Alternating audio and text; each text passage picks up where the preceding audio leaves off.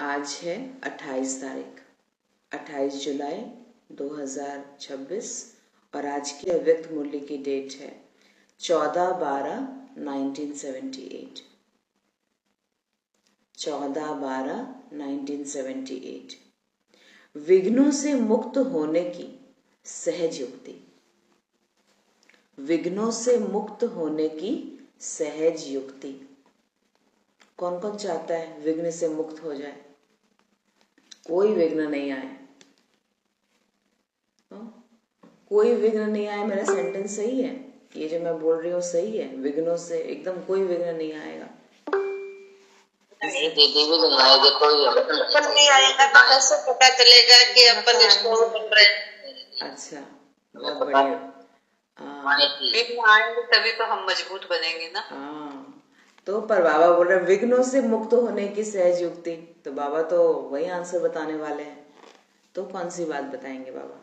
चलिए सुनते हैं। तो बाबा कहते हैं, सर्व की मुक्ति जीवन मुक्ति दाता शिव बाबा अपने सिकिलदेव बच्चों प्रति बोले।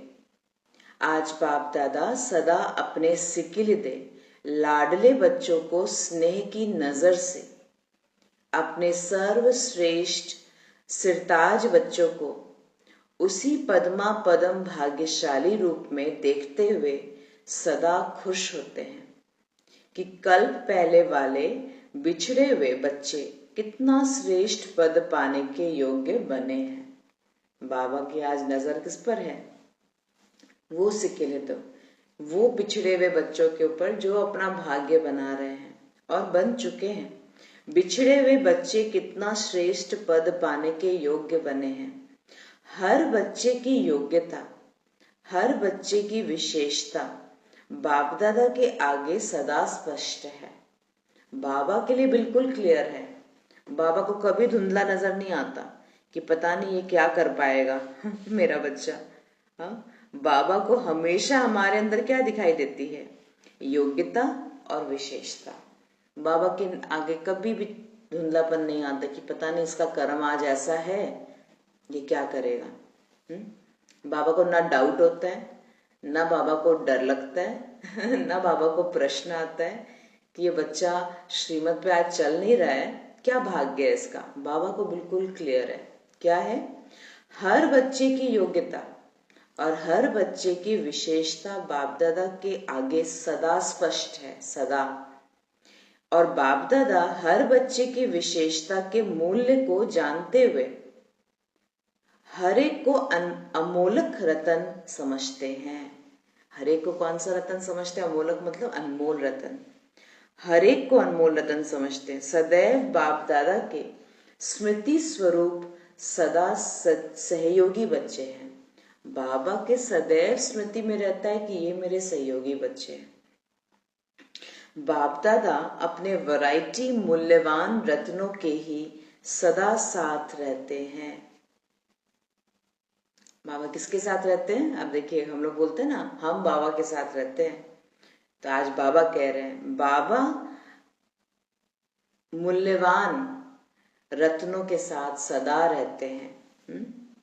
बाबा सदैव रहते, ऐसे अमूल्य रतन जिन्हों को बाप ने अपने गले का हार बनाया, दिल तख्त नशीन बनाया, नैनों के सितारे बनाया, सिर का ताज बनाया, विश्व में अपने साथ साथ पूजनीय बनाया, अनेक भक्तों के इष्ट देव बनाया, ऐसे स्वमान में सदा स्थित रहते हो। तो बाबा ने कितने स्वमान दे दिए एक लाइन में। बाबा ने अपने गले का हार बनाया, तो मैं बाप दादा के गले का हार हूं। मैं बाप दादा के दिल तख्त नशीन आत्मा हूं। मैं बाबा के नैनों का सितारा हूं। मैं बाबा के सिर का ताज हूं। विश्व के आगे, विश्व में अपने साथ साथ, यानी कि मैं बाप समान पूजनीय आत्मा हूं। मैं अनेक भक्तों की इष्ट आत्मा हूं। तो ये बाबा बोल रहे ऐसे स्वमान में क्या सदा स्थित रहते हो? ये बाबा की विशेषता है। ये बाबा इस नजर से मेरे को देखते हैं। बाबा में इस योग्य समझते हैं। तो ऐसे स्वमान में हमको देखते हैं। तो बाबा ने स्वमान दिया, मतलब बाबा की नजर वही है कि बाबा हमको वैसे ही देख रहा है। तो बाबा कहते हैं, क्या ऐसे स्वमान में सदा स्थित रहते हो? जिस नजर से बाप दादा देखते हैं या विश्व देखता है, क्या उसी स्वरूप में सदा स्थित रहते हो? तो ये स्वमान की याद दिला रहे बाबा। जो टाइटल बाबा देते हैं, तो क्या हमको वो टाइटल याद रहता है? वो स्मृति में रहते हैं हम लोग? आज बाप और दादा दोनों की रूह रिहान चल रही थी। बाप और दादा कौन कौन है? ब्रह्मा बाबा। ठीक है, क्लियर है ना? तो बाप दादा अर्थात ब्रह्मा बाबा, शिव बाबा, तो दोनों की रूह रिहान चल रही थी, बातचीत चल रही थी बच्चों के ऊपर। बाप दादा बोले, सहयोगी बच्चे, राज ऋषि बच्चे चलते चलते तीव्र गति के बजाय कभी कभी रुक जाते हैं। सहज योगी बच्चे, राजयोगी बच्चे, राज ऋषि बच्चे चलते चलते तीव्र गति के बजाय कभी कभी रुक जाते हैं। क्यों रुकते हैं? अपने जीवन की भविष्य श्रेष्ठ मंजिल स्पष्ट दिखाई नहीं देती, इसीलिए रुक जाते हैं। क्यों रुक जाते हैं? मतलब पुरुषार्थ में गति स्लो हो जाएगी, पुरुषार्थ कम हो जाएगा। तो बाबा कह रहे क्यों रुक जाते? अपने जीवन की भविष्य श्रेष्ठ मंजिल स्पष्ट दिखाई नहीं देती। आगे क्या होगा यह क्वेश्चन मार्क का पेपर सामने आ जाता है, इसीलिए पुरुषार्थ की गति स्लो हो जाती है। प्रश्न आता है, पता नहीं क्या होगा। तो बाबा कह रहे हैं क्वेश्चन मार्क का पेपर सामने आ जाता है, जिसके कारण तीव्र गति या तीव्र पुरुषार्थ बदलकर पुरुषार्थ के रूप में आ जाता है। अच्छा, तीव्र पुरुषार्थी और पुरुषार्थी, ये दोनों में क्या अंतर है?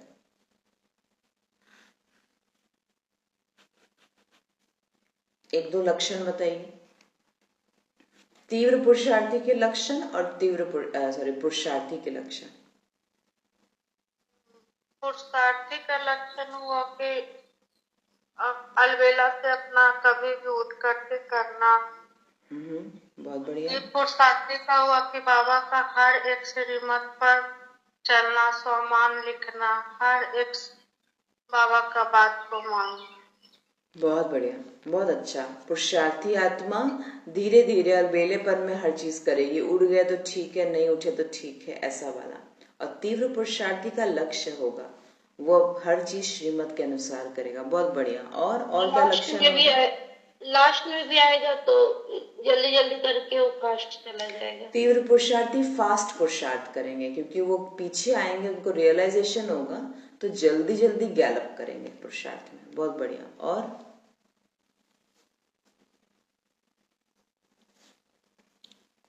और तीव्र पुरुषार्थी और पुरुषार्थी में क्या लक्षण दिखाई देंगे? तीव्र पुरुषार्थी क्या, क्यों, कैसे में नहीं फंसेगा दीदी, और पुरुषार्थी अटक जाएगा। बहुत बढ़िया। तीव्र पुरुषार्थी जल्दी फुल स्टॉप लगाएगा और जल्दी जल्दी आगे बढ़ेगा, चीजों को ज्यादा पकड़ के नहीं रखेगा। और पुरुषार्थी पकड़ लेगा, क्यों क्या में फंसेगा, तो रुकता रहेगा, वो रुकता रहेगा, रुक रुक के चलेगा। और तीव्र पुरुषार्थी फास्ट चलेंगे, रुकेंगे नहीं। बहुत बढ़िया। तीव्र पुरुषार्थ और पुरुषार्थ का सबसे बड़ा दिखाई देगा कि सारी श्रीमत, सारी दिनचर्या कंसिस्टेंट रहेगी, रोज रहेगा, रोज रोज वो करेंगे, कभी थकेंगे नहीं पुरुषार्थ में, क्योंकि उनको पता है कि रोज रोज अगर हम ये कर रहे हैं तो उसका फल जरूर मिलेगा। क्योंकि बाबा ये श्रेष्ठ कर्म है ना, श्रेष्ठ कर्म का फल हमेशा श्रेष्ठ होता है। तो इसका ज्ञान रखते हुए वो कभी भी थकेगा नहीं अपने पुरुषार्थ से, कि वही रोज रोज मुरली, वही रोज रोज अमृत वेला, वही रोज रोज रुमा शाम, नहीं। कभी ना कभी उनको सदैव यही रहेगा कि नहीं, ये मैं और आगे बढ़ रहा हूँ, हर दिन बढ़ रहा है पर हर दिन मैं आगे बढ़ रहा हूँ। तो तीव्र पुरुषार्थ और पुरुषार्थ में इसके आगे आप और भी चिंतन कर सकते हैं कि दोनों के रूप में हो जाता है। तो बाबा कहते हैं जिसके कारण तीव्र गति या तीव्र पुरुषार्थ बदलकर पुरुषार्थ में चेंज हो जाता है, क्योंकि लक्ष्य स्पष्ट दिखाई नहीं देता, कि और दूसरा होता है कि प्राप्ति क्या हो रही है। जब प्राप्ति नहीं होता है हमको, हम पुरुषार्थ किए जा रहे हैं और मेरे को कोई प्राप्ति नहीं मिल रही, कुछ अनुभव नहीं हो रहा, कुछ एक्सपीरियंस कर ही नहीं पा रहे, ना ज्ञान सुनने के बाद और ना ही योग करने के बाद, तो और ना ही दिनचर्या को मेंटेन करने के बाद, तब आत्मा को लगता है कि प्राप्ति तो हो ही नहीं रही है।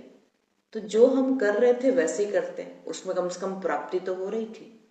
तो प्राप्ति का ना होना, लक्ष्य का सही तरीके से स्पष्ट ना होना बुद्धि में, तब आत्मा तीव्र गति से, तीव्र पुरुषार्थी से पुरुषार्थी के लाइन में आ जाती है।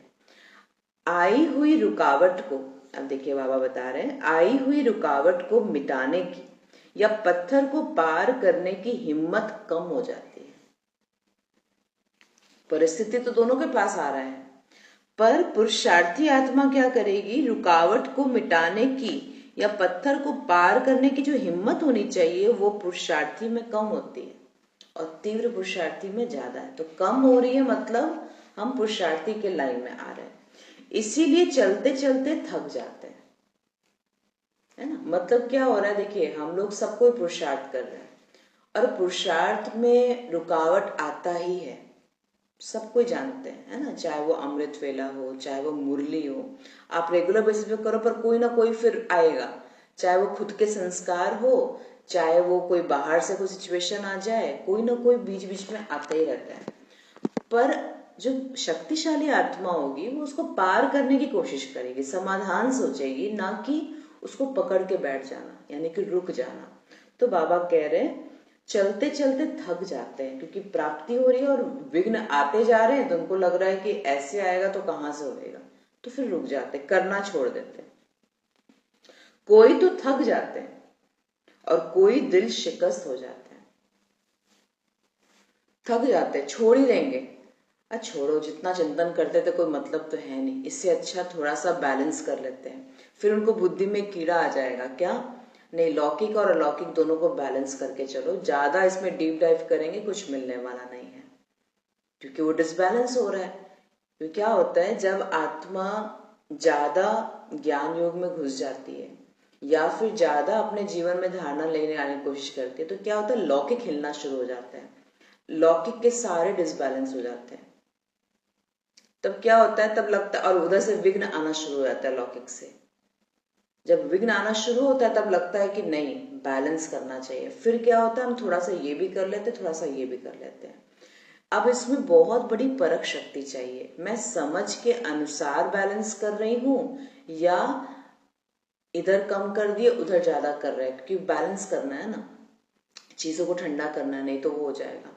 तो ये समझ है, बहुत बड़ी परख है, यहाँ पर ही माया एंटर भी कर सकती है। अब वो क्या हो गया, या तो अलबेलापन बना देगी आपको, अच्छा ठीक है ना कोई बात नहीं, बैलेंस करने में थोड़ा बहुत तो ऊपर नीचे होता ही है, ये मन में आ जाएगा। तो फिर क्या होता है, फिर आत्मा जो दौड़ रही थी पुरुषार्थ में वो सडनली ब्रेक लग जाएगा। सभी को समझ आ रहा है मैं क्या बोल रही हूँ। ये बैलेंस कभी कभी हमको क्या कर देता है, अलबेला बना देता है। इस साइड हमको अलबेलापन आ जाएगा या ज्ञान में, फिर लगेगा ठीक है ना कम करो कोई बात नहीं है, क्योंकि विघ्न बहुत आ रहे थे, अब उसको झेलने की शक्ति तो हो नहीं रही है। तो फिर बैलेंस करने के चक्कर में फिर वो दोनों जगह पैर रख देता है और फिर आत्मा का दशा चेंज हो जाती है। तो बाबा कह रहे हैं कि कोई तो थक जाते हैं और कोई दिल शिकस्त हो जाता है। फिर क्या, खुद को कोसना शुरू कर देते हैं, मेरे बस की बात नहीं है, मेरे से नहीं होगा, इतना हम वैरागी नहीं बन सकते, इतना सिंपल नहीं बन सकते। थोड़ा सिंपल बनेंगे फिर लोग बोलना शुरू कर देंगे ये क्या हो गया, कैसे बन गए हो आप, क्या हो गया। थोड़ा सा प्रश्न आ गया, अब उसको फेस करने की शक्ति तो है नहीं, तो फिर क्या अंदर अंदर दुखी लगता है कि राम दुनिया वाले क्या बोल रहे हैं देखो। ऐसा होता है किसी के साथ में, आपने ज्ञान में आने के बाद कुछ चेंज किया और फिर दुनिया वाले आपको प्रश्न पूछ रहे हैं और आप बोलेंगे नहीं अब इतना तो शक्ति आया नहीं अभी तक फेस करने की। तो फिर क्या होता है कि थोड़ा सा फिर बोलते नहीं चलो ठीक छोड़ो कोई बात नहीं, कर लेते हैं, जो बोल रहा है कर लेते हैं। तो बाबा कह रहे हैं कोई तो थक जाते हैं और कोई दिल शिकस्त हो जाते हैं, क्योंकि अर्थात अपने से नाउम्मीद हो जाते हैं। दिल शिकस्त मतलब होपलेस, डिसअपॉइंट हो जाना, एकदम खुद से कोई आशा रह नहीं जाती, कि उम्मीद नहीं रहती कि नहीं अब तो हम नहीं कर पाएंगे। ऐसे समय पर बाप का सहारा मिलते हुए भी अपने को बेसहारे महसूस अनुभव करते हैं। लेकिन बाप दादा 1 सेकंड का सहज साधन व किसी भी विघ्न से मुक्त होने की युक्ति जो समय प्रति समय सुनाते रहते हैं वह भूल जाते हैं। अब देखिए, अब बाबा आ रहे हैं युक्ति में। बाबा ने प्रॉब्लम बता दिया कि जब हम पुरुषार्थ और तीव्र पुरुषार्थ का जो युद्ध है, जब उसमें चलते रहते हैं और तीव्र पुरुषार्थ की लाइन में जाते हैं तो बहुत विघ्न आने शुरू हो जाते हैं, फिर उसको पार करने की शक्ति नहीं होती हमारे पास। तो अब बाबा वो बता रहे हैं कि बाबा समय प्रति समय विघ्नों से मुक्त होने की युक्ति जो बताते हैं वो भूल जाते हैं। सेकंड में स्वयं का स्वरूप अर्थात आत्मिक ज्योति स्वरूप और कर्म में निमित्त भाव का स्वरूप, यह डबल लाइट स्वरूप सेकंड में हाई जंप दिलाने वाला है। लेकिन बच्चे क्या करते हैं, हाई जंप के बजाय पत्थर को तोड़ने लग जाते हैं, तोड़ने में पड़ जाते हैं। क्या युक्ति बताया बाबा ने? बाबा ने बताया कि हमको अपना आत्मिक स्वरूप नहीं भूलना है। आत्मा क्या है? अब ये देखिए, आत्मा क्या है? आत्मा अविनाशी है। आत्मा करता नहीं है, आत्मा कराने वाली शक्ति है। हम करते नहीं है। मैं आत्मा नहीं करती हूं, मैं करने वाली नहीं हूं। मैं कौन हूं? मैं आत्मा करण करावन हार हूं, कर्म इंद्रियों से कर्म कराने वाली हूं। तो कर्तापन का भान छोड़ना होगा कि मैं करता हूं, मैं हो रहा है, ये मेरे से हो रहा है। जब तक आत्मा इस भान में रहेगी कि हम कर रहे हैं और हमको फल मिल रहा है, नहीं हमको और चाहिए, ये जो कर्म कर रहे हैं इनफ नहीं है, हमको और फल चाहिए, जब तक ये भान रहेगा, आत्मिक स्वरूप नहीं है वो। आत्मिक स्वरूप में हमेशा ये रहेगा जो हो रहा है परफेक्ट हो रहा है, ड्रामा अनुसार हो रहा है। मैं आत्मा साक्षी हूं, पुरुषार्थ करने में भी और पुरुषार्थ नहीं करने में भी। ये बहुत ऊंची स्टेज है जब आत्मा साक्षी होकर अपने ही कर्मों को देखती है। तो जब तक हम वो भान को रखे पकड़े रहेंगे कि नहीं ये संस्कार तो मेरे हैं, ये अलबेलेपन के संस्कार तो मेरे हैं, तो जब तक ये मेरापन नहीं छूटेगा तब तक आत्मा इस विघ्नों से मुक्त नहीं होगी कि जो हम करना चाह रहे वो हो नहीं रहा। ये सब बातों से भी पार जाना है हमको। और बाबा ने आकर एक ही चीज रख दिया कि तुम ये शरीर नहीं, तुम आत्मा हो, चैतन्य शक्ति हो, कर्मेंद्रियों से कर्म कराने वाली आत्मा हो। तो बाबा कह रहे एक ही युक्ति है, सेकंड में स्वयं का स्वरूप अर्थात आत्मिक ज्योति स्वरूप, और कर्म में कौन हूं मैं? कर्म करते समय अपने को निमित्त समझना, मैं इंस्ट्रूमेंट हूं। देखिए, कभी कभी इस बातों का बिल्कुल समर्पण करना पड़ता है। एक कहानी थी ना, उसमें बताता है, बोले कि नहीं मैं चल रहा था, ये भी भगवान की दया से चल रहा था, आगे गड्ढा आ गया, ये भी भगवान की दया से गड्ढा आया, वो मेरे को उठा लिया, वो भी भगवान ने भेज दिया मेरे को उठाने के लिए। मैं आज आपके सामने कोर्ट में उपस्थित हूँ, मतलब किसी ने मेरे ऊपर इल्जाम लगा दिया किसी और के खून का, ये भी भगवान की कृपा से हुआ है, भगवान की इच्छा से हुआ है।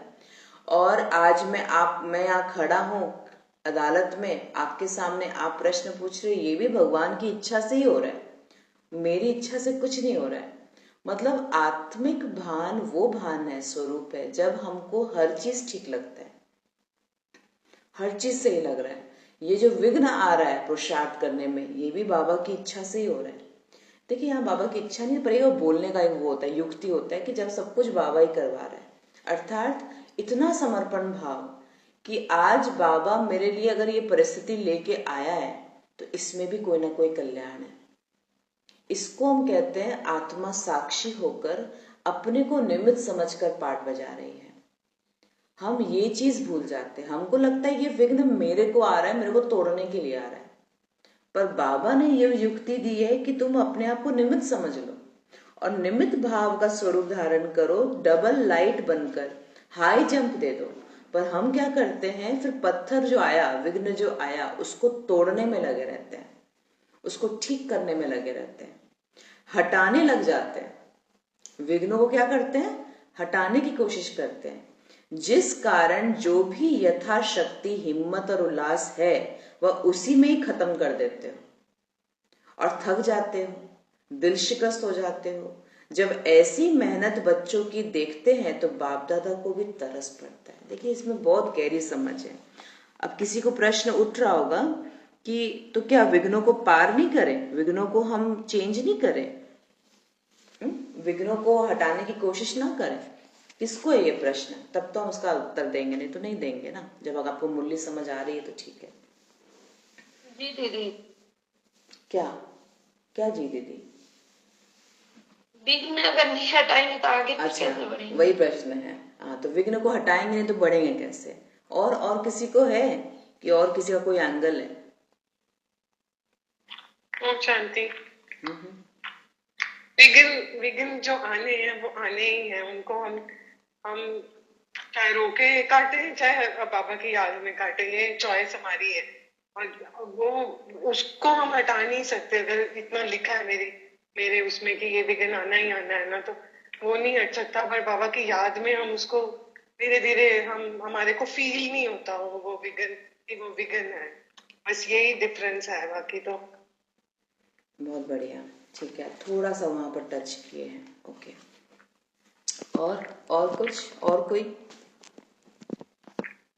क्या बाबा क्या बोल रहे हैं? बोलिए। हटाने में लग जाते हैं, बाबा कहते हैं हटाने में सारा शक्ति खत्म कर देते हो। तो बाबा क्या बोल विघ्न तो आएंगे, विघ्न तो आएंगे ही। बाबा बोलते विघ्न तो आएंगे, और हम भी जानते हैं कि विघ्न तो आने ही है। तो रोज अलग अलग विघ्न आते हैं हमारे अनेक जीवन में। तो उन विघ्नों को हम हटाने में नहीं लग जाते हैं। हमको जब बाबा इतनी शक्ति दिया तो शक्ति से हम दूर करते हैं उसको। ठीक है, आए हैं जो है उसको हमको मतलब उसको किस तरह से हमें हटाना तो है ही, लेकिन उसमें मतलब दुखी नहीं होना। जैसे भट्टी उठी करते हैं दीदी, बड़ा विघ्न आ गया तो उसके लिए तो भट्टी उठी करते हैं, तो उसमें थकावट तो नहीं, मतलब पुरुषार्थ तो बढ़ता है। ठीक है, वो तो आप याद की बात करें। देखिए अब विघ्न पता है, विघ्न दो तीन तरह। कई विघ्न ऐसे है ना जो हमारे रोज के ही होते हैं, या कई विघ्न ही है जो हमारी कैपेसिटी के बाहर है कि हम उनको चेंज कर ही नहीं सकते हैं। तो फिर उसको रोज रोज हम कई बार ना रोते रहते हैं ये वो छोड़ दें हम, और फिर बाबा की याद में लग जाएं। यही की बताता है बाबा की, यही आंसर है। उसको छोड़ना, उसके पीछे मत पड़ो, उसको यही मत सोचो एवरीडे। जो हम कुछ कर ही नहीं सकते कई चीजों का, तो कई चीजों का तो कर सकते हैं ना। जैसे विघ्न है, बच्चा पढ़ नहीं रहा, उसको समझा सकते हैं पढ़ो पढ़ो, या जैसे भी कैसे युक्तियां लगाएंगे। पर कई जगह युक्तियां भी नहीं चलती सालों साल हो गए युक्तियां करते हुए। तो वो बस छोड़ दे बाबा पे। ठीक है, ओके। ओके, और जैसे विघ्न तो आते ही हैं, अगर विघ्न नहीं आएंगे तो फिर हम आगे कैसे बढ़ेंगे, मजबूत कैसे होंगे? यानी पत्थर में छेनी नहीं पड़ेगी तो मूर्ति कैसे बनेगी? ये तो आने ही है। लेकिन हमें क्या है कि उनके पीछे क्यों क्या में ना फंसना कि यू कैसे होगा, यू अभी आना हो, ये तो ये होगा वो होगा। बाकी स्थिति मतलब उसे छोड़ दो, जो हुआ वो अच्छा ही हुआ। बाकी अपने बाबा की याद में ही उसे मगन रह के काटते तो वो मतलब परिस्थिति हमें कोई भारी हमारे ऊपर अटैक न करेगी, और वो ऐसे मतलब रुई की तरह बन के उड़ जाएगी। जो पहाड़ की तरह ही है वो एकदम राई बनेगी, और राई की तरह रुई की। अगर हम उसी में फंसे रहेंगे तो हमारे पुरुषार्थ में भी हमारा वो हो जाएगा घाट। बाबा की याद में जो हम कमाई कर रहे हैं, और उसमें भी मतलब और ज्यादा वो भारी हो जाएगी, हमें भारी लगने लगे। ठीक है, ओके, बहुत बढ़िया। तो सबका मिल गया। हाँ, किसी का मिक्स्ड रिएक्शन है ये, है ना, कि अब विघ्न तो आते हैं। अब देखिए यहाँ पर समझने की बात है कि मैं किसको विघ्न बोल रही हूँ, किसको विघ्न बोल रहे हैं हम लोग, है ना। अब अब मेरे संस्कार, अब जैसे रूबी बहन ने कुछ एग्जाम्पल दिए कि ये ना बच्चे नहीं पढ़ रहे या कुछ है, क्या मैं इसको विघ्न देख रही हूँ? इज दिस विघ्न? ये क्या प्रॉब्लम्स है? हाँ, किसी और के। अब देखिए यहाँ पर बाबा ने जो ज्ञान दिया है, बाबा ने तो डायरेक्टली बस सोर्स को ही बता दिया, क्या तुम तो आत्मा हो, तुम शरीर नहीं हो, और सारा काम हमारा शरीर के साथ हो रहा है टोटल, शरीर में है तो शरीर के साथ रिश्ते हैं, शरीर में है तो शरीर का निर्वाह है, शरीर निर्वाह का कर्म है। शरीर है तो बच्चे हैं, शरीर है तो माँ बाप है, शरीर है तो ऑफिस है, शरीर है तो फाइनेंशियल्स है, संपत्ति है, बहुत कुछ है, प्रॉपर्टी है, सारा चीज तो यहीं का है। तो क्या मैं शरीर से रिलेटेड जितनी भी बातें हैं, क्या उसको विघ्न समझ रही हूँ? क्या वो विघ्न है मेरे लिए? मेरे सामने विघ्न बन के आ रहे हैं। बच्चा बीमार हो रहा है तो मेरे लिए वो विघ्न है क्या? हाँ, अब यही चीज यहां पर अपने दृष्टिकोण को चेंज करना है। स्टार्टिंग में क्या दृष्टि चेंज करना है कि बाबा ने बोला तुम आत्मा हो, तुम शरीर नहीं हो। जो भी रिश्ते हैं वो तुम्हारे आत्मा से शरीर से रिलेटेड है, और साथ साथ में वो भी एक आत्मा है, वो सब भी आत्मा है। जो भी कर रहे हो शरीर निर्वाह से कर रहे हो, तो सारा चीज जो चल रहा है वो शरीर का चल रहा है। पर इसमें बाबा आकर हमको क्या ज्ञान देते हैं कि तुम एक आत्मा हो, चैतन्य शक्ति हो, तुम करवाने वाली हो, तुम साक्षी हो, तुम उपराम हो, तुम डिटैच्ड हो, तुम अलग हो, तुम भिन्न हो, तुम निरंतर शांत स्वरूप हो। तो इसकी याद और साथ साथ में विघ्न, बाबा आकर जो ज्ञान देते हैं हमारे नजरिए को चेंज कर देते हैं। आज हम जो पहाड़ जैसी प्रॉब्लम को रुई कैसे बना सकते हैं? विघ्न को छोटा बड़ा नहीं कर सकते हम लोग। उसको देखने का तरीका जो है, बाबा आके बोले कि मेरा बच्चा बीमार है, सपोज मेरा बच्चा बीमार है, अब उसमें मेरे लिए क्या है? अब मेरे लिए बहुत बड़ा पहाड़ भी हो सकता है। अगर मैं बॉडी कॉन्शियस में हूँ, देह अभिमान में हूँ, तो मेरे लिए बहुत बड़ा इश्यू है वो। क्यों? क्योंकि मेरा बच्चा बीमार है, उसको वो बीमार है, मैं परेशान हो गई, मैं दुखी हो गई। बाबा आके अब ये इसी पहाड़ जैसे प्रॉब्लम को मैं रुई कैसे बनाऊंगी? रुई कैसे बनाऊंगी? ये आत्मा है, बाबा का बच्चा है, मैं चिंता करके क्या करूंगी? बाबा बैठा है, बाबा की शक्ति इस आत्मा के साथ है, बाबा इसको वो करेगा, ध्यान रखेगा। मेरे चिंता करने से या ना करने से तो ये ठीक नहीं हो जाएगा। तो मैं भी बाबा की बच्ची हूँ, मुझे पता है। तो मैं अब यहाँ पर अगर अपने नेगेटिव संकल्पों को, दुख के संकल्पों को कम करूंगी, तब जाके ये क्या बनेगा मेरे लिए? ये इश्यू, ये पहाड़ जैसी प्रॉब्लम रुई बन सकती है। फाइनेंशियल लॉस हुआ, कोई नुकसान हुआ, या फिर कोई ऑफिस में जॉब करने की कोशिश कर रहे हैं पर वो ढंग से नहीं हो रहा है, ये क्या है? मुझे पता है ड्रामा अनुसार जो भी चेंजेस आए, जो भी नया विघ्न आया, रुकावट आई, वो मेरे को आगे बढ़ाने के लिए आया। अगर आज मुझे कोई पैसा दे रहा था, लगातार सब मैं ये कर रही थी, अचानक से बंद हो गया, अब इस गलती में क्या मेरा पुरुषार्थ हिल रहा है? पुरुषार्थ में गति चेंज हो गई। क्यों? क्योंकि हमको लग रहा है कि विघ्न आ रहा है, मतलब हम पुरुषार्थ कर रहे हैं ना, तीव्र पुरुषार्थ कर रहे हैं ना, इसलिए आ रहा है। किस किस को ये मन में आता है क्वेश्चन कि इतना ज्यादा हम तीव्र पुरुषार्थी बन गए, इसीलिए ये विघ्न आ रहे हैं, इसीलिए ये सब हो रहा है मेरे साथ में? किस किस को लगता है ऐसा? ऐसा लगता है कि ज्यादा ज्ञान में घुसते हैं तो विघ्न ज्यादा बढ़ जाते हैं, जब ज्यादा ज्ञान में नहीं घुसते हैं तो विघ्न नहीं पड़ते।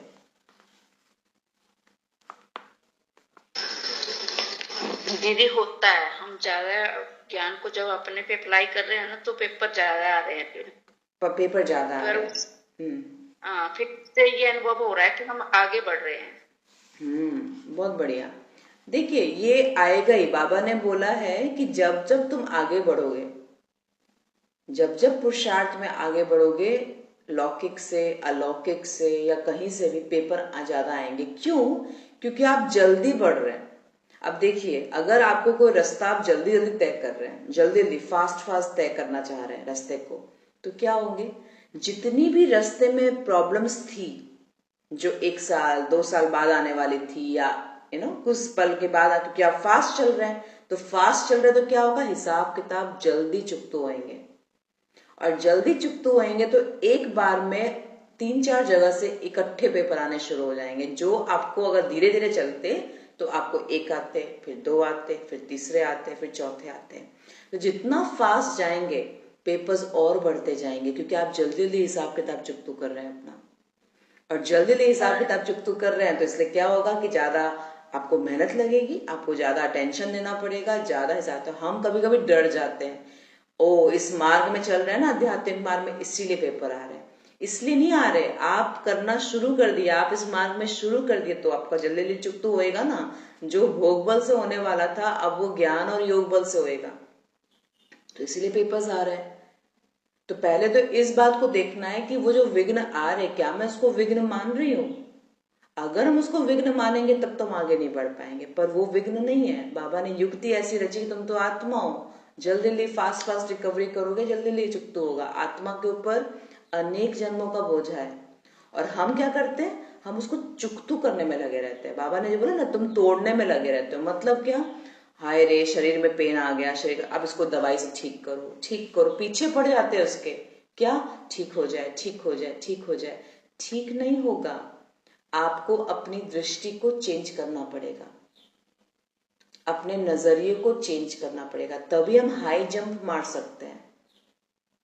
ड्रामा पे फुल निश्चय करके उसको पार करना पड़ेगा, तब हम हाई जंप ले पाएंगे। नहीं तो अगर उसको ठीक करने को लगे, नहीं ये ठीक हो जाए, ये प्रॉब्लम ठीक हो जाए, मेरा कमर दर्द ठीक हो जाए, अगर हम लगे रहेंगे उसमें, तब फिर बाबा कहते सारी शक्तियां तो तुम उसी में निकाल दिए। उस समय अशरीरी बनने का अभ्यास नहीं किए, पर बल्कि हमने क्या किया, उसको दर्द को ठीक करने में लगे रहे, पर दर्द तो ठीक नहीं होगा ना। इसमें देखिए एक एग्जाम्पल है, एक बहन थी, उसने क्या किया, कुमारी थी, ज्ञान में खूब टू मच गई, ज्ञान में खूब आगे बढ़ी, सब कुछ किया, कुमार थे शायद, कुमार भाई। तो उन्होंने क्या हुआ, वो मुरली में सुनते रहते रोज रोज की विनाश होगा विनाश होगा, ये मत करो, लौकिक पढ़ाई नहीं करो। बाबा बोलता ही है ना, क्योंकि लौकिक पढ़ाई का तो एक समय होता है, पर आप अलौकिक पढ़ाई पढ़ोगे या अविनाशी पढ़ाई है। तो कुमार भाई था, तो उसने क्या किया, बहुत छोटे एज में, मतलब कम एज में, जब करियर के ऊपर ध्यान ना देकर पढ़ाई को भी छोड़ के, पढ़ाई छोड़ दिया, बाबा की मुरली सुनकर पढ़ाई छोड़ दिया, और जितना घर भी छोड़ दिया, और जितना उसके पास पैसा था वो सब कुछ लेकर सेंटर चला गया।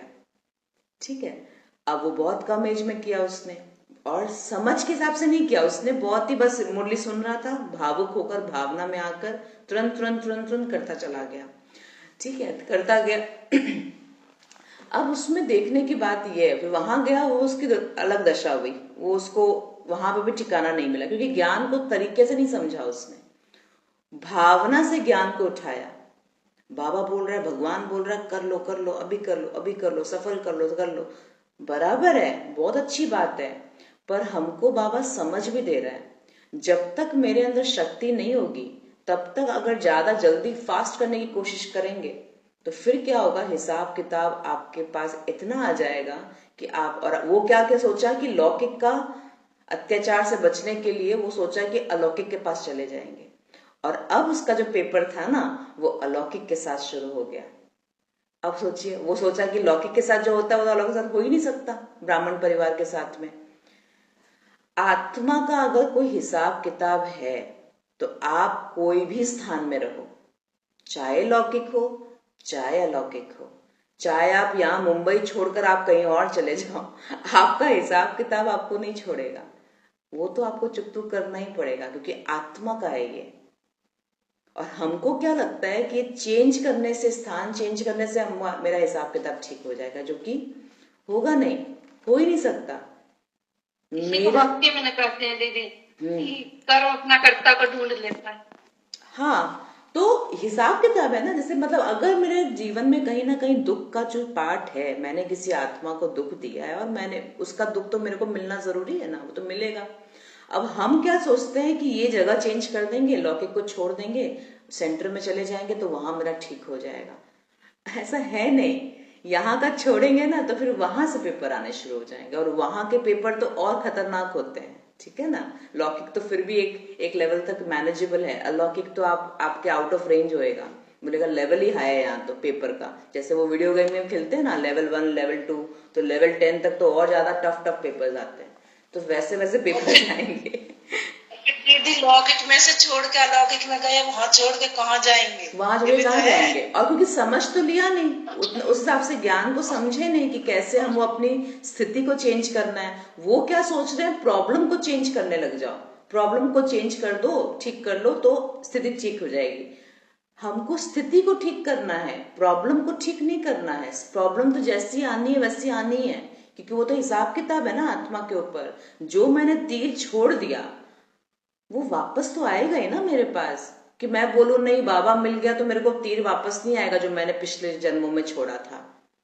जाएगा वो सब सारे जो तीर छोड़ चुके वो थोड़ी रह जाएगा, हवा में थोड़ी उड़ जाएगा या बाबा खा जाएगा उसको, वो तो मेरे पास ही आने वाला है।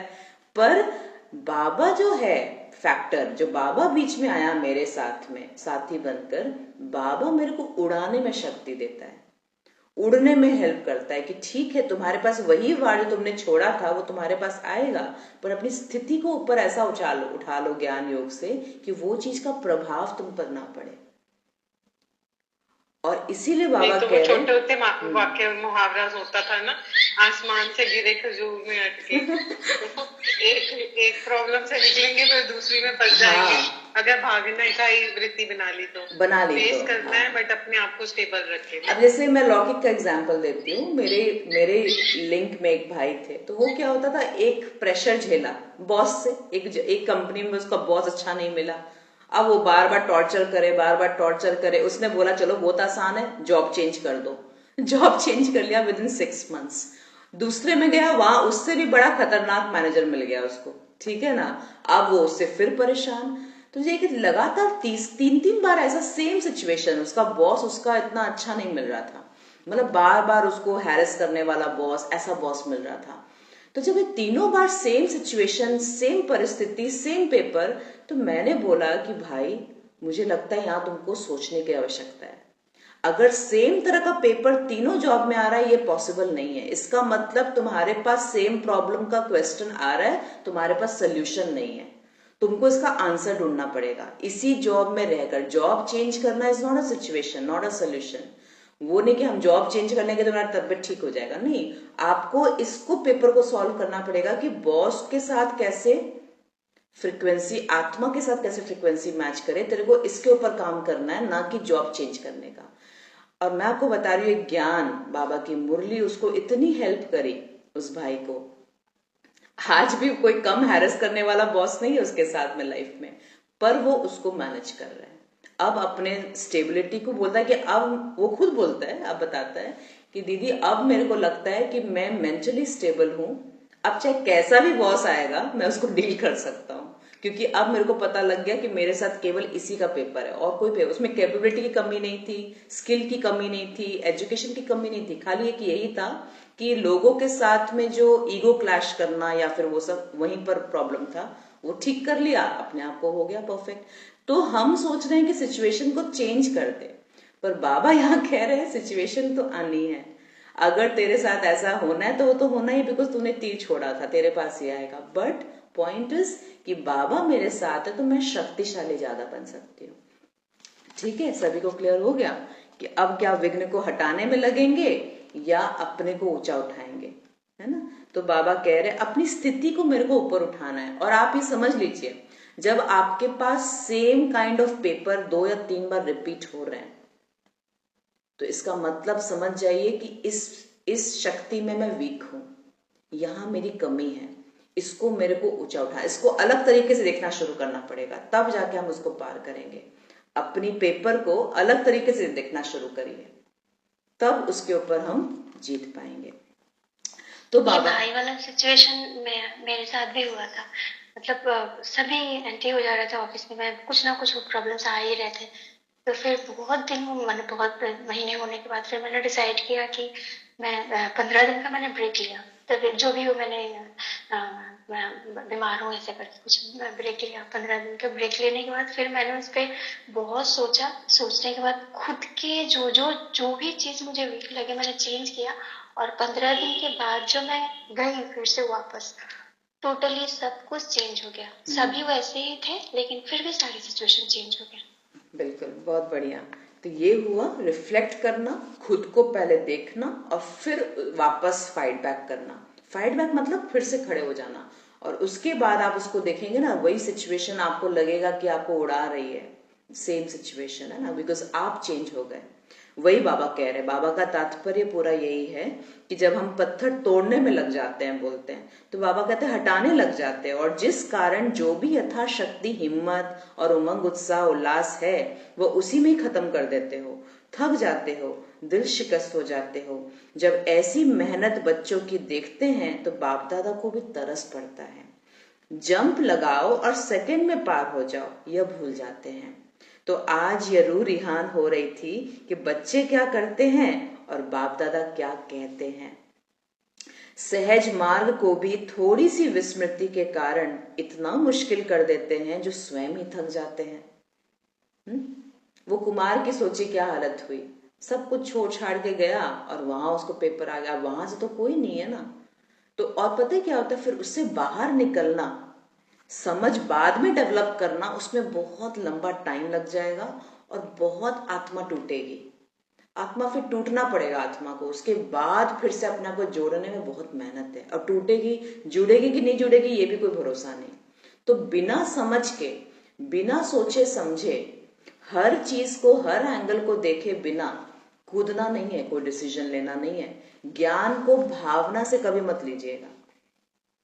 ज्ञान बिल्कुल एक कॉन्क्रीट कॉन्शियसनेस है जो बिल्कुल समझ देती है हमको और समझ के अनुसार करती है। जब मेरा सिचुएशन आया था, आप सबके साथ शेयर करते हैं, आई थिंक पहले भी बताया है, जब मेरे लाइफ में एक वो पॉइंट आया, मेरे लाइफ में बहुत बार ट्विस्ट आया है, पर जब ये बहुत अच्छा जॉब मुंबई में कर रही थी और जब मेरे अंदर एक वैराग्य की भावना आई, तो और सच्ची में वो लगने लग गया कि क्या कर रहे हैं हम, है ना। तो जब वो फीलिंग आया मेरे को 2020 में, एक्चुअली कोरोना के समय आया, तो मेरे को लगा कि ये भी नहीं करूं मैं।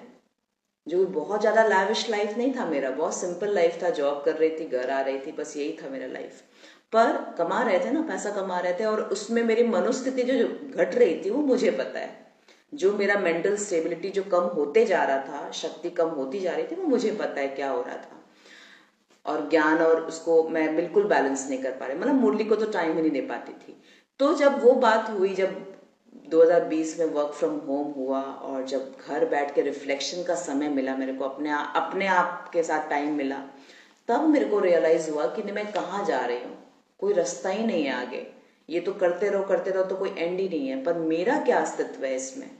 तो जब वो ढूंढना शुरू किए, मुरली पढ़ना, अव्यक्त मुरली पढ़ना शुरू किए, 2020-21 चला, डिसीजन लिया मैंने कि मुझे ये जॉब को रैप अप करना है। और मैंने ऐसा नहीं है कि दूसरा अप्लाई कर दिया, मैंने लिटरली सोचा कि मैं कुछ महीनों का ब्रेक लूंगी, बिल्कुल विदाउट एनी अर्निंग, कोई बात नहीं। पर मैंने बहुत सोच समझ के लिया, क्या कि मैंने पूरा देखा, अपना पूरा एक बजट बनाया कि जो भी मेरी सेविंग्स है, अगर मैं इतने समय तक जॉब नहीं करती हूँ या कोई भी अर्निंग नहीं होती है, और खर्चा तो होने ही वाला है, बिकॉज ऐसा तो है नहीं कि खर्चा नहीं होगा, रह रहे तो खर्चा तो होना ही है जहां भी रहे, तो कितना दिन तक चल सकेगा, कितने हिसाब तक चल सकेगा, प्रॉपर प्लानिंग किया और उसके बाद फिर डिसीजन लिया। और मुझे बाबा नहीं पकड़ा ना, मेरी जो निष्ठा थी, जो मेरे को लगा कि मेरे जो कॉन्क्रीट जो डिसीजन लिया, उसमें बाबा ने बहुत हेल्प की थी। मैंने सब तरह से सोच के देखा, ऐसा नहीं कि बस मेरे को मन कर रहा है तो मैंने किया, ऐसा नहीं, मैंने हर एंगल से देखा कि जो मुझ पे डिपेंडेंट है उनको भी हैम्पर होएगा ना, वो भी तो तकलीफ में आएंगे जब मैं ऐसा डिसीजन ले लूंगी। तो उसको भी कवर किया, सब तरह से सोचा, बाबा से बहुत गहराई से बातें की, सब कुछ किया और डिसीजन ले लिया। बहुत लोगों ने बहुत सारी बातें की कि जरूर कुछ ना कुछ हुआ होगा तभी मुंबई छोड़ के आ गई, और फिर पागल हो गई है, डिप्रेशन में है, ऐसे है वैसे है। पर मैं आपको बता रही हूँ, मैं बिल्कुल डिसीजन मेकर उस समय थी, और बाबा को साथ बनाकर बिल्कुल आगे का सोच कर, ऐसा भी नहीं कि पैसे के लिए मैं बिल्कुल लीस्ट इंपॉर्टेंट, मैं खुद बहुत कैलकुलेटिव माइंड हूँ, पर बहुत सोच समझ के डिसीजन लिए कि नहीं, अब मेरे को इस मार्ग में चलना है, अब कुछ बैलेंस्ड मार्ग करेंगे जहां पर केवल शरीर निर्वाह का निकल जाए, बाकी और कुछ इच्छा नहीं है। तो उतना तक डिसीजन लेकर मैंने उतने बड़े जॉब को छोड़कर एकदम छोड़ा। और मैं आपको बताऊं, स्टार्टिंग में 6 महीना तो मेरे को फर्क नहीं पड़ा 6 महीना तो आराम से निकाल लिए, पर देखे कि बाकी और चीजें मेरे को हैम्पर करने लगे। फिर मेरे को लगने लगा कि हम कुछ नहीं कर रहे हैं, तो यानी कि इनफ नहीं था वो ज्ञान योग और बढ़ाना था मेरे को, तो जो कि वो धीरे धीरे बढ़ा, तुरंत तो नहीं बढ़ता ना, तो टाइम लगता है हर चीज में, प्रोसेस में। वो ट्रांजिशनल फेज था, मेरे को पता था, पर निश्चय पूरा फिक्स था कि नहीं, मुझे इसी मार्ग में करना है और करना भी है। और ऐसा भी नहीं है कि मेरे को जाके सेंटर पे रहना है, ये नहीं कि छोड़ छाड़ के मैं चली जाऊं और भगवान के घर में मेरे को बिल्कुल भावनात्मक तरीके से नहीं डिसीजन लिए थे। उसके बाद जब बाबा के ऊपर छोड़ दिया मैंने और हर चीज प्रॉपरली कर भी रहे थे, बाबा ने समझा। और सच बताऊं, मेरी जो शायद प्योर इच्छा थी वो जो बाबा ने पूरी की, फिर ऐसा अप्रोच ला के रखे जहां पर दोनों चीज का बैलेंस हम कर सकते हैं, और आज वो जीवन जी रहे हैं हम। तो छोड़ना आसान नहीं है, बहुत मुश्किल है। वो डिसीजन छोटा मोटा नहीं था, पर उस चीज का इतना हिम्मत, मैं सोचती हूँ कभी कभी कि इतनी हिम्मत लाया कौन तो बाबा, और शायद वो इच्छा। और आज जो इतना क्लासेस कर रहे हैं हम लोग, और ये क्लासेस मेरे को बहुत, मेरे मेंटल लेवल को भी बहुत आगे बढ़ाया है, बहुत ऊपर उठाया है। तो ये जब मैं आज से 6 साल 7 साल पहले 2019 में भी अगर अपने आप को देखती हूँ कि कैसी प्रियंका थी 2019 में, और आज 26 चल रहा है, मतलब मेरे को लगता है पिछले 3-4 साल में तो ड्रास्टिक बाबा ने चेंज लाया मेरे अंदर। तो भल मैं बहुत सालों से ज्ञान में हूँ, आप लोग से पहले से हूँ, है ना, बहुत बार बाबा मिलन भी किया है, पर वो समझ के अनुसार नहीं, बस किया है। बाबा ने भाग्य था मेरा शायद, इसलिए मेरे को बाबा ने वो दे दिया। बाकी मेरे को लगता है उस समय भी प्योर भावना थी कि करती बहुत थी, बाबा का सहयोगी बहुत थी, बाकी समझ नहीं थी ज्ञान की। ज्ञान की समझ तो बाद में आई है। तो बोलने का बात है कि भावनात्मक लेवल से ज्ञान को नहीं समझना। विनाश आ रहा है तो कर लो। कभी कभी कोई कुमारी कन्या मेरे को बोलती है कि दीदी मैं जॉब नहीं करूं क्या, मैं घर पे रहूंगी, जॉब नहीं करूं, कैसे करे इसको मैनेज। बाबा तो बोलता है कि पढ़ाई लिखाई छोड़ दो, तो मैंने तो छोड़ दिया। हर चीज को समझना है कि हमको बाबा क्या चाहता है। क्या हम जीवन छोड़ दे अपना, जो पाठ मिला है उसको छोड़ दे? नहीं ना, बाबा ने तो आकर ज्ञान दिया, और ज्ञान ऐसा दिया है कि भाई बाबा ने बताया तुम करता नहीं हो, तुम निमित्त हो। तो जब ये ज्ञान बुद्धि में बैठा कि हम करने वाले कुछ नहीं होते, जो हो रहा है वो तो होना ही है, पर इसमें कैसे हम इजी रहे, यही तो राज्य हो गए जो राज्य होगा। और इसको अगर भावनात्मक लेवल में होंगे तो वही कुमार के जैसा होएगा, छोड़ छाड़ के चले गए, ना इधर के बच्चे ना उधर के बच्चे, कहीं भी नहीं। पर बाबा जो समझ दे रहे हैं उसको हमको बहुत ध्यान से करना है। तो कल पूछ रहे थे ना वो बहन की जॉब करे नहीं करे, आपको बहुत लेवल तक सोचना होगा। बिल्कुल भावनात्मक तरीके से नहीं सोचना पड़ेगा कि मैं जो सेवा कर रही थी अचानक से वो बंद हो गई, क्या बड़ी बात है। बाबा ने केवल धन की सेवा तो नहीं ना बोला है, बाबा ने तो तन और मन की सेवा भी बोला है। तो अगर उस समय मेरा पाठ था, बाबा ने हमेशा बताया, देखिए आप सबके लिए एक बहुत अच्छी शिक्षा है, श्रीमत है, शिक्षा नहीं श्रीमत है, ये भगवान का मत है। अगर आपके पास एक्स्ट्रा है, अगर आपके पास इजी धन है, अवेलेबल धन है, धन की राशि है, प्लस आपको एक्स्ट्रा जो धन की सेवा करने में कोई तकलीफ नहीं हो रही है, बिल्कुल इजी, जैसे जैसे यहां से उठाया और दे दिया ऐसा, तब आप धन की सेवा करो। अपने को मरोड़ के, अपने को निचोड़ के, सबको दुखी करके, किसी को दुखी करके फिर हम अगर भंडारे में भगवान को धन की सेवा कर रहे हैं, ये धन की सेवा नहीं हुई,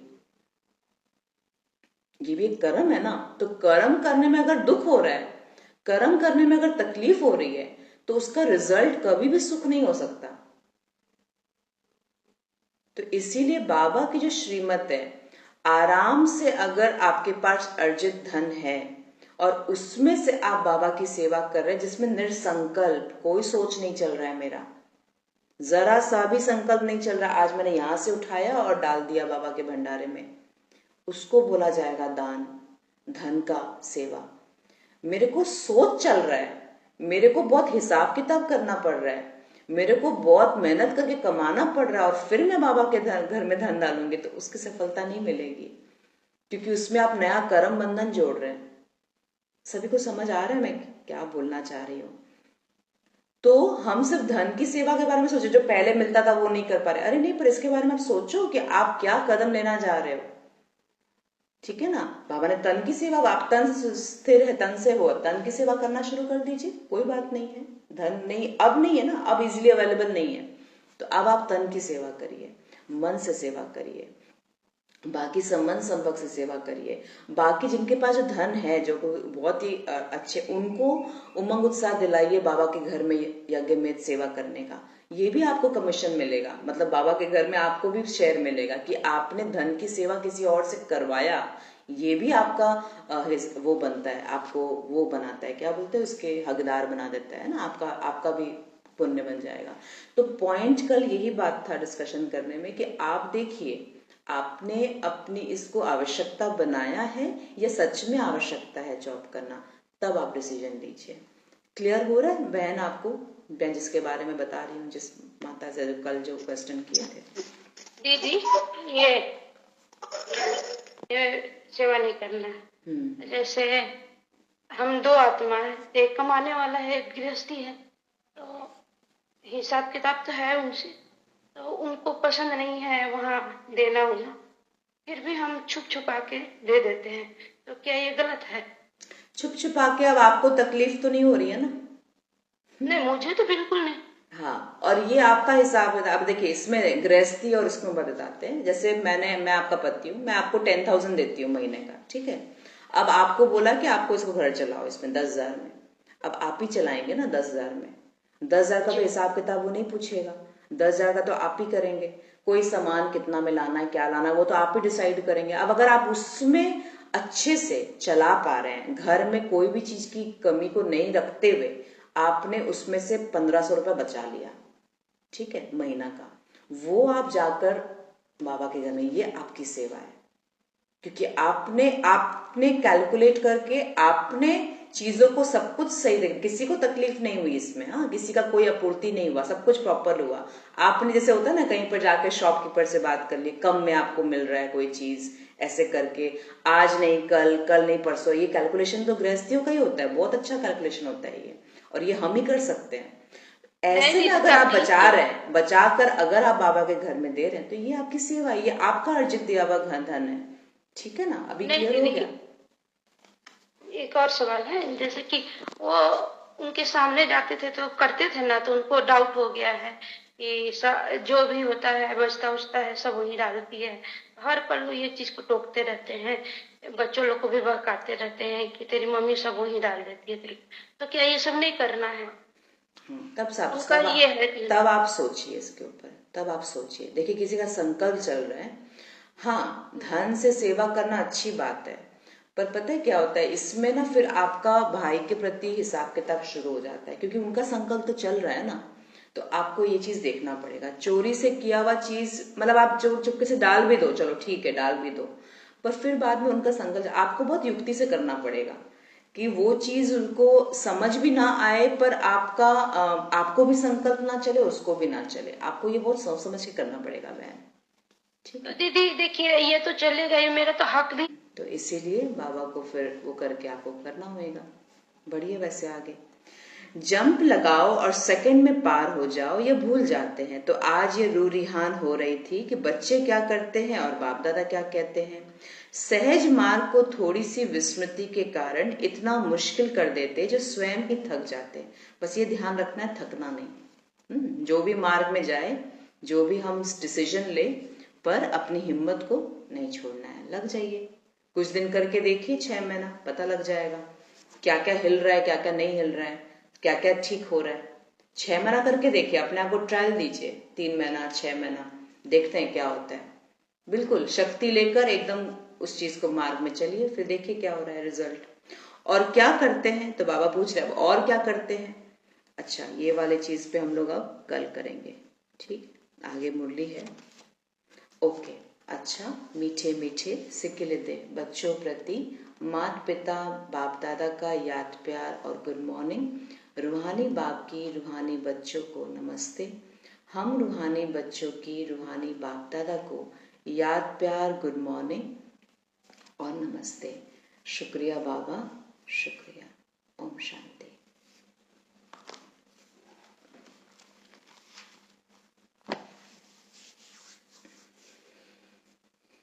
दीदी टाइम मिलेगा तो हमको कुछ एक जरूरी बात करना है आपसे, तो कर लीजिएगा, दिन में आप कर लीजिएगा। और किसी को कुछ बोलना है?